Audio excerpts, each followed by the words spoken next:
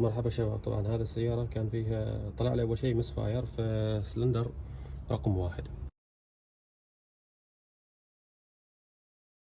زين، أول خطوة إيش سويت؟ خذيت هذا الكويل، زين، غيرت رقم 1 برقم 2 ورقم 2 خليته في رقم 1. مسحت الكودات وطلع لي الكود. الحين مس فاير في رقم 2، فخلاص عرفنا ان هذا العطل. اشتريت واحد جديد والحين اركبه في رقم 1 ونشوف كيف السيارة ان شاء الله. هذا السيارة الحين على التجربة من بعد تغيير الكويل إلى كويل جديد، والحمد لله أمورها طيبة، ما في مس فاير، والسيارة شغالة، RPM ثابت حتى لو السيارة واقفة، أمورها طيبة والحمد لله.